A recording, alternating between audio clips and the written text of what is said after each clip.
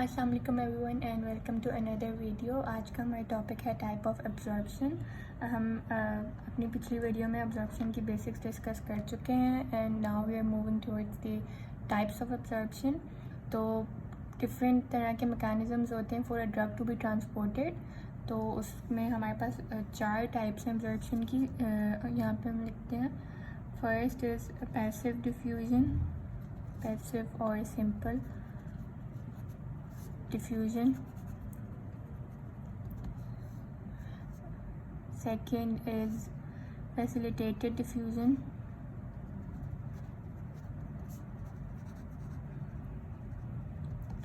And then we have active transport.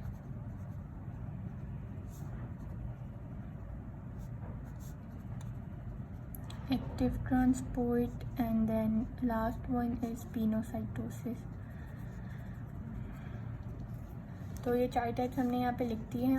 अब हम each one of them को अलग से डिस्कस करेंगे डिटेल में। तो सबसे पहले पैसिव डिफ्यूजन, पैसिव या सिंपल डिफ्यूजन। सही है। तो सबसे पहला पॉइंट हम इसके साथ जो लिखेंगे तो मोस्ट कॉमन, ये सबसे most common type of absorption है जो कि मोस्टली ड्रग्स फॉलो करते हैं। So it is the most common one, इसलिए हम इसको सबसे ज़्यादा डिटेल में डिस्कस करेंगे। सो पहली बात तो ये सिंपल डिफ्यूजन की डेफिनेशन कोई ऐसी मुश्किल बात नहीं है, आप लोग काफ़ी क्लासेस से पढ़ते आ रहे होंगे कि movement of molecules, movements of molecules from higher concentration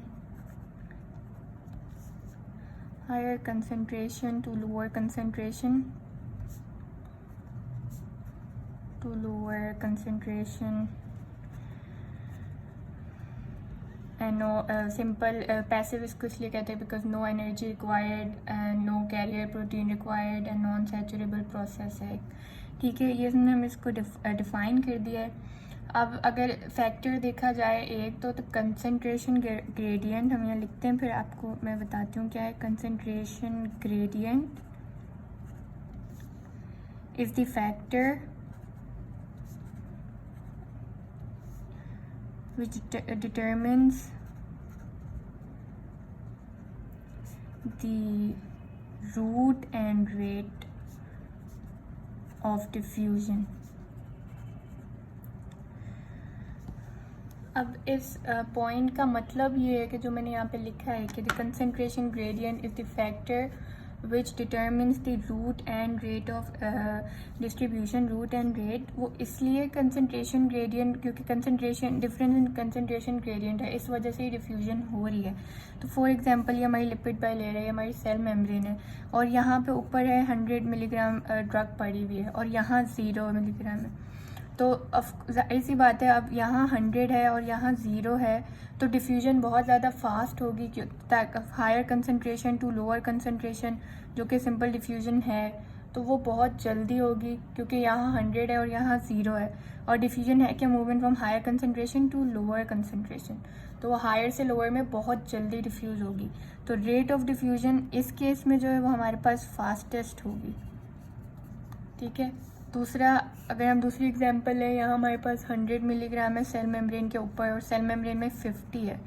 तो क्योंकि यहाँ 50 पहले से है और यहाँ 100 है, तो यहाँ इतनी फास्ट डिफ्यूजन नहीं होगी क्योंकि ऑलरेडी अंदर भी हमारे पास 50 ग्राम है। ऐसा नहीं है कि अंदर बिल्कुल ही 0 है, जैसे कि ये एग्जाम्पल है। So this is the best example अगर आप सिंपल डिफ्यूजन समझना चाह रहे हैं कि मतलब कंसंट्रेशन ग्रेडियंट किस तरह डिटरमाइन करता है route and rate of diffusion को, तो वो ये है एग्जांपल्स। और फॉर एग्जांपल अगर एक और एग्जांपल देखें कि यहाँ 50 मिलीग्राम है और यहाँ 0 है, तो फिर भी यहाँ पे भी डिफ्यूजन जल्दी होगी फ्रॉम हायर टू लोअर, लेकिन फिर भी इतना 50 ऑफ कोर्स कम है 100 से, तो इतना ज़्यादा फ़र्क हमें नज़र नहीं आएगा जितना हमें यहाँ पे फास्टेस्ट मिल रही है। तो ये पॉइंट है। आगे हमें पता है कि इसमें नो एनर्जी रिक्वायर्ड, कोई एनर्जी नहीं चाहिए हमें, कोई कैरियर प्रोटीन नहीं चाहिए हमें, no carrier protein is required. और क्योंकि हमें कोई कैरियर प्रोटीन नहीं चाहिए तो it is a non saturable process. मतलब ये नहीं रुकने वाला प्रोसेस है, ये कंटिन्यूसली होता रहेगा। जितनी ड्रग आती जाएगी उतनी ड्रग सेल मेम्ब्रेन के अंदर आती जाएगी, कोई प्रॉब्लम नहीं है, कोई रोकने वाला नहीं है। फिर नेक्स्ट पॉइंट हमारे पास है, जैसे कि हमने अभी डिस्कस किया कि concentration gradient is one factor to determine the rate of diffusion, concentration gradient. और दूसरा जो है वो लिपिड सॉल्युबिलिटी है। ये वाला पॉइंट हम बहुत दफ़ा डिस्कस कर चुके हैं, लिपिड सॉल्युबिलिटी वाला, कि सेल मेम्ब्रेन लिपिड बाइलेयर होती है, सेल मेम्ब्रेन की लाइनिंग लिपिड बाइलेयर होती है, तो it only allows lipid soluble drugs to come in. ये पॉइंट हम बहुत दफ़ा डिस्कस कर चुके हैं अपनी पुरानी वीडियोस में। अगर आप नहीं देखी है so do check them out. And इसको हमने बेसिक्स ऑफ जब एब्जॉर्प्शन डिस्कस की थी उसमें भी बहुत डिटेल में किया है, जो इससे पहले वाली वीडियो है उसमें। फिर it actually determines the rate which is the speed of diffusion, speed of diffusion.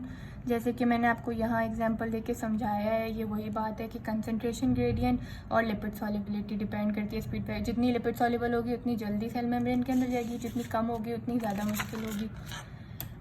Now next point ये है मॉलिक्यूलर वेट। ये सब हम डिस्कस कर चुके हैं अपनी पहली वीडियो में, यहाँ पे जस्ट रिपीट हो रही है। Molecular weight of high lipophilic drug is not important, but molecular weight over 1000 is restricted. अब इस पॉइंट का मतलब ये कि जैसे कि हमने अपनी पिछली वीडियो में डिस्कस किया था कि molecular weight of the drug should be less than 500 अगर हमें उसकी अच्छी एब्जॉर्प्शन चाहिए, तो molecular weight less than 500 molecular weight होना चाहिए। लेकिन यहाँ पे हम कह रहे हैं कि अगर तो मॉलिक्यूलर वेट लाइपोफिलिक ड्रग है तो उसमें मॉलिक्यूलर वेट का एज सच कोई प्रॉब्लम नहीं है, लेकिन अगर मॉलिक्यूलर वेट 1000 से ज़्यादा है तो वो रिस्ट्रिक्ट हो जाता है। फिर इसका सिंपल सा मतलब ये है।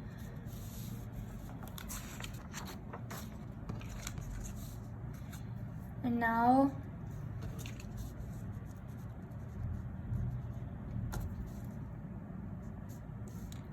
simple diffusion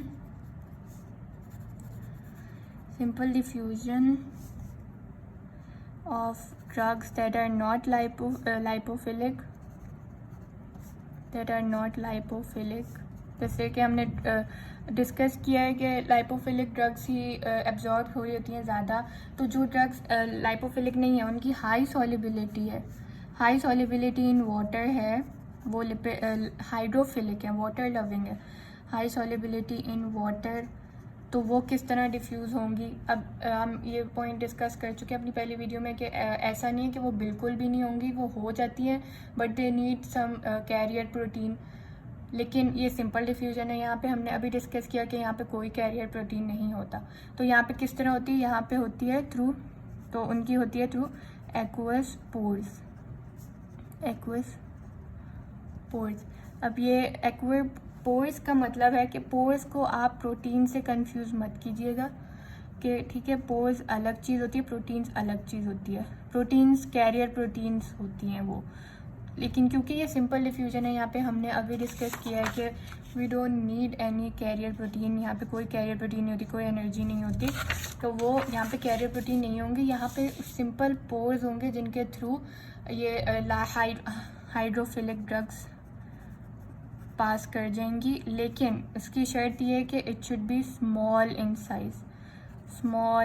साइज़, उनका साइज़ छोटा होना चाहिए। यहाँ पे हमने लाइपोफिलिक है तो ड्रग के लिए कोई प्रॉब्लम नहीं है। शुड मॉलिक्यूलर वेट मतलब मोर देन 1000 नहीं होना चाहिए, लेकिन 1000 तक है तो इट कैन ईजिली क्रॉस। लेकिन हाइड्रोफिलिक ड्रग्स के लिए देयर इज़ एन एक्सेप्शन, वो स्मॉल इन साइज़ होनी चाहिए ताकि वो एक्वस पोर्स से गुजर सके, क्योंकि पोर्स बहुत छोटे छोटे होते हैं। तो ये बात है। एंड दीज पोर्स, अगर हम इस पोर्स की एग्जांपल देखें तो वो होगी हमारे पास caffeine, ascorbic acid, acetyl salicylic acid, ये हमारे पास इस पोर्स की एग्जांपल आ गई हैं। तो ये पोर्स की एग्जांपल। नाउ ये वैसे aqua sports do not play a major role, क्योंकि हम हाइड्रोफिलिक इतनी ज़्यादा ड्रग एब्जॉर्ब नहीं होती है, तो they do not play a major role. Major role जो है वो लाइपोफिलिक ड्रग्स का होता है। ठीक है, यहाँ पे हमारी सिंपल डिफ्यूजन का टॉपिक कंप्लीट हुआ। अब हम जो हमने सेकेंड टाइप ऑफ डिफ्यूजन देखी थी जो कि थी फैसिलिटेटेड डिफ्यूजन, या फिर हम इसको अलग से करते हैं कि अलग हेडिंग देते हैं mediated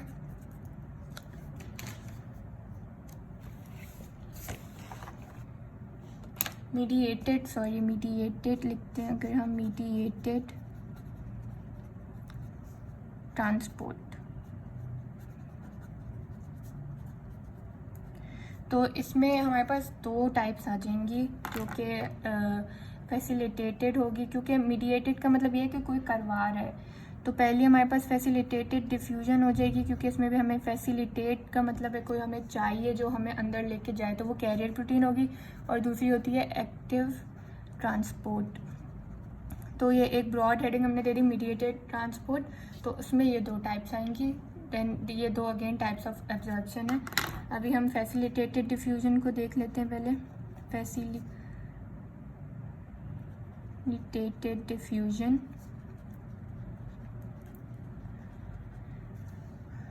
facilitated diffusion occurs by carrier protein। हमने पहले ही कह दिया कि it is a mediated transport and it requires a carrier protein. अब यहाँ पे कैरियर प्रोटीन की ज़रूरत होती है, इसलिए it is a saturable process. Simple diffusion में हमने कहा कि no carrier protein, non saturable process, लेकिन यहाँ पे ये सैचुरेबल प्रोसेस है, क्योंकि एक टाइम पे एक कैरियर प्रोटीन एक मॉलिक्यूल को अंदर लेके जा सकती है। ऐसा नहीं है कि एक ही कैरियर प्रोटीन जो है वो दो तीन मॉलिक्यूल्स को अंदर साथ लेके जा रही हो, एक वक्त पे एक ही को लेके जाएगी। इसका मतलब ये कि सैचुरेबल प्रोसेस इसलिए है क्योंकि जब हमारे पास जितनी भी कैरियर प्रोटीन्स है वो बिजी हैं दूसरे मॉलिक्यूल्स को लाने में, तो प्रोसेस रुक जाएगा, तो वो सैचुरेट हो जाएगा। देन एंड देन अगेन ये same facilitated diffusion higher concentration से लोअर कंसंट्रेशन की तरफ मूव करती है। सेम डेफिनेशन होगी, बस इसमें एडिशन ये हो जाएगा, movement of molecule from higher concentration to lower concentration through a carrier protein and it is a saturable process. ठीक है, no energy is required. No energy is required, ये पॉइंट इसको एक्टिव ट्रांसपोर्ट से differentiate करेगा कि no energy is required. Facilitate अगर हम active transport देखें तो एक्टिव ट्रांसपोर्ट में हमें एनर्जी रिक्वायर्ड होती है।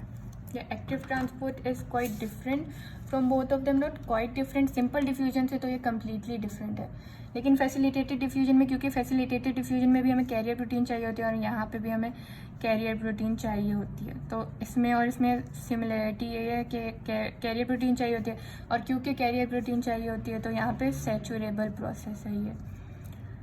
सही है। देन हमने यहाँ पे देखा higher concentration to lower concentration, ये सिंपल डिफ्यूजन में भी होता है, ये फैसिलिटेटेड डिफ्यूजन में भी होता है, लेकिन एक्टिव ट्रांसपोर्ट में ऑपोजिट होता है, lower concentration to higher concentration होता है, टू हायर कंसंट्रेशन। हमने जब डेफिनेशन देखी थी सिंपल डिफ्यूजन की तो उसमें ये था टूवर्ड्स द कंसंट्रेशन ग्रेडियंट, लेकिन इसकी डेफिनेशन में आ जाएगा against the concentration gradient.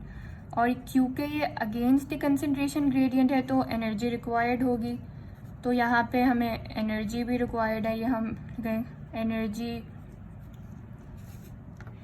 Energy required हम लिख देंगे, और एनर्जी हमें मिलेगी कैसे, वो एटीपी के फॉर्म में मिलेगी, एडिनोसिन ट्राइफॉस्फेट के फॉर्म में हमें एनर्जी मिलेगी इसमें। तो इसका भी सेम जो मेन पॉइंट्स है वो मैंने हाईलाइट कर दिए। एक्टिव ट्रांसपोर्ट हो गई, फैसिलिटेटेड डिफ्यूजन हो गई। अब अगर हम कुछ फैक्टर्स देखें कि जिनके ऊपर डिफ्यूजन डिपेंड करती है, फैक्टर्स देखें जिनके ऊपर डिफ्यूजन डिपेंड करती है, तो डिफ्यूजन डिपेंड करती है, तो फर्स्ट है हमारे पास टेम्परेचर। जितना ज़्यादा टेम्परेचर होगा उतनी ज़्यादा एनर्जी होगी और उतने ज़्यादा वो डिफ्यूज़ फास्टर होंगे, तो हायर टेम्परेचर डिफ्यूज़ फास्टर। फिर सेकेंड फैक्टर अगर हम देखें तो हमारे पास है सरफेस एरिया का। मोर सरफेस एरिया तो डिफ्यूज़ फास्टर, वो जल्दी डिफ्यूज़ होंगे क्योंकि उनको सरफेस एरिया ज़्यादा मिल गया, तो दे विल डिफ्यूज़ फास्टर। फिर कंसंट्रेशन ग्रेडियंट, कंसंट्रेशन ग्रेडियंट अगर हम देखें तो जितना ज़्यादा कंसंट्रेशन ग्रेडियंट होगा, हायर कंसंट्रेशन ग्रेडियंट, उतनी ज़्यादा डिफ्यूजन जल्दी होगी। हायर कंसंट्रेशन ग्रेडियंट तो डिफ्यूज़ फास्टर। फिर साइज़ ऑफ पार्टिकल, ये तो हम बहुत दफ़ा डिस्कस कर चुके हैं। Size of particle ideally small होना चाहिए ताकि आसानी से हो जाए, तो स्मॉल इन साइज़, तो डिफ्यूज़ फास्टर होगा। फिर डिफ्यूजन मीडियम अगर हम देखें तो सॉलिड स्लोली डिफ्यूज़ होती है, लिक्विड फास्टर होती है सॉलिड से, एंड गैशियस मॉलिक्यूल्स जो होते हैं वो फास्टेस्ट होते हैं। तो ये हो गया। लेकिन यहाँ पे अगर हम फैक्टर्स को देख रहे हैं तो यहाँ पे एक लॉ है जो कि ये मेन फैक्टर्स नहीं है, अभी हम अपनी नेक्स्ट वीडियो में मेन फैक्टर्स हैं उसको डिस्कस करेंगे। ये फैक्टर्स ऑफ डिफ्यूजन है, ये आप याद रखें, ये बहुत इंपॉर्टेंट है। फैक्टर्स ऑफ डिफ्यूजन, जो हमारी नेक्स्ट वीडियो है उसमें हम फैक्टर्स डिटरमाइनिंग एब्जॉर्प्शन देखेंगे, लेकिन यहाँ हम डिफ्यूजन की बात कर रहे हैं। तो एक लॉ है जो कि है फिक्स लॉ ऑफ डिफ्यूजन, जो कि दी ही इसलिए गई थी ताकि हम फैक्टर्स देख सकें जिस पर डिफ्यूजन डिपेंड करती है। तो Fick's law of diffusion is defined as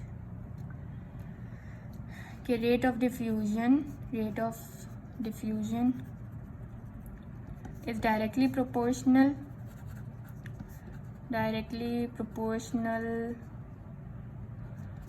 to surface area and concentration gradient, and inversely proportional